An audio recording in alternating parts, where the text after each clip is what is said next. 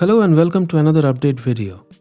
Today we will be looking at the forest in a glass jar, which I had built in October last year. So this terrarium is now 1 year old. This one happens to be my favorite, and I'm guessing that it's your favorite too. I have the maximum number of views, likes and comments on the build video of this terrarium on YouTube. Thank you, I really appreciate it. I was a bit apprehensive about this terrarium initially, since it has a steel lid and I wasn't sure if the plants would get sufficient lighting from the overhead lights I have in my setup. However, this terrarium has proved to be one of the most successful for me and is doing extremely well. Let me wipe up the glass and take a closer look.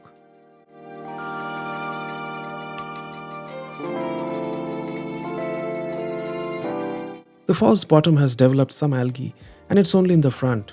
The back portion is pretty clean. This may be due to the fact that the front receives more lighting than the back.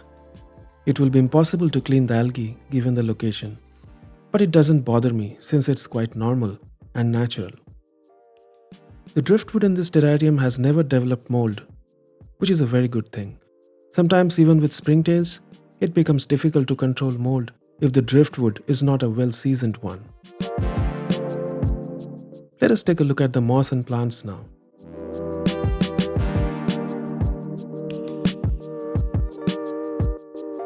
The hypnum moss has grown tall and appears almost like flame moss, providing a grassy landscape look in the foreground.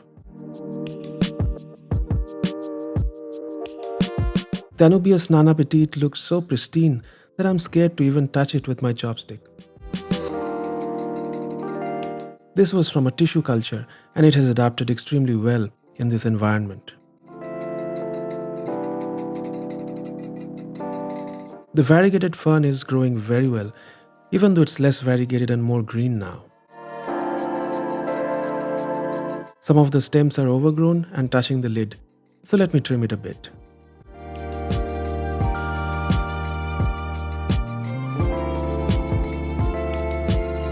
The variegated ficus pumila looks brilliant. It has retained its texture and has formed a thick foliage between the Anubias plants.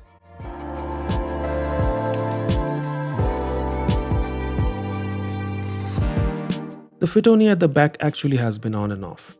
The leaves sometimes turn yellow and fall off, but then again there is new growth in a few weeks. I'm guessing that this might be due to the fact that this plant gets the least amount of light in this terrarium. Overall, the plants are doing good.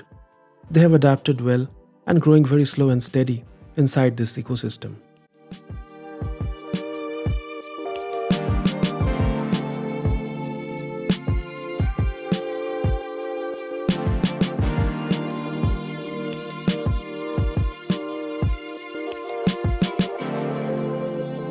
I will take this opportunity to top up the terrarium with some springtails.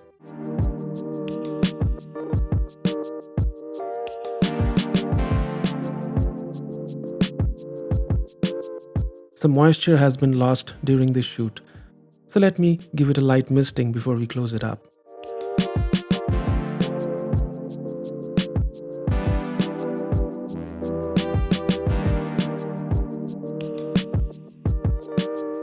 That's all for today. Thanks for watching. Do not forget to like and subscribe if you enjoy the content that I post on my channel. Thank you.